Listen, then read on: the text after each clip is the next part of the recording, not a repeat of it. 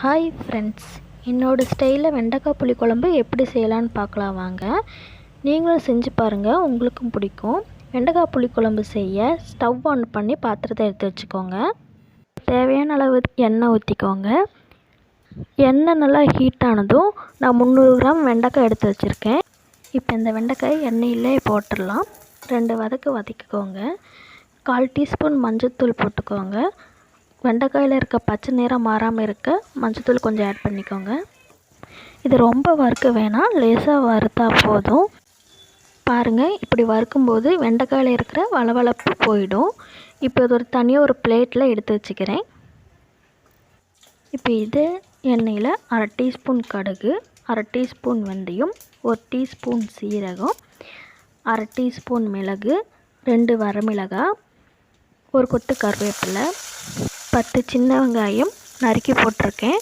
இப்போது இதெல்லாம் சேர்த்து பச்சை மணம் போகிற வரைக்கும் வதக்கி எடுத்துக்கோங்க. பொன்னிறமாக வதக்கி எடுத்துக்கோங்க.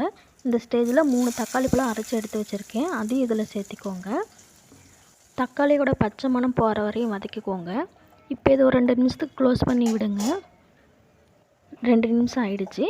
இப்போ தேவையான மசாலா பொடி போட்டுக்கலாம். மஞ்சள்தூள் 1/4 டீஸ்பூன், மிளகாய்த்தூள் 1 டீஸ்பூன், மல்லித்தூள் 2 டீஸ்பூன், தேவையான அளவு உப்பு போட்டுக்கோங்க. இப்போ ஒரு வதக்கிக்கோங்க. இப்போ பிளேட்டில் எடுத்து வச்சுருக்க வெண்டைக்காயை இதில் போட்டுக்கோங்க. எல்லாமே ஒன்று சேர்த்து கிளறி விட்டுக்கோங்க.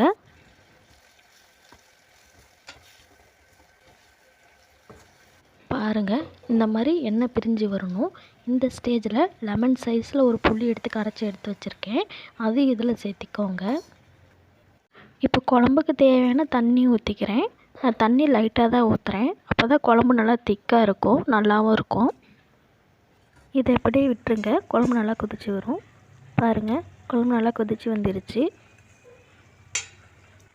திரும்பவும் க்ளோஸ் பண்ணிவிட்டு அடுப்பு லோ ஃப்ளேம்லேயே 5 நிமிஷத்துக்கு விட்டேன்.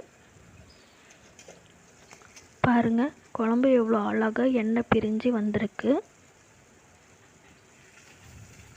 ஃபைனலாக கருவேப்பிலை ஒரு கொத்து போட்டுக்கோங்க, குழம்பு நல்லா மணமாக இருக்கும். அவ்வளோதாங்க, நம்மளோட வெண்டைக்காய் புளிக்குழம்பு ரெடி ஆயிடுச்சு. வாங்க சாப்பிட்டு பார்க்கலாம். நீங்களும் ட்ரை பண்ணி பார்த்துட்டு எப்படி இருக்குன்னு கமெண்ட் பண்ணுங்கள்.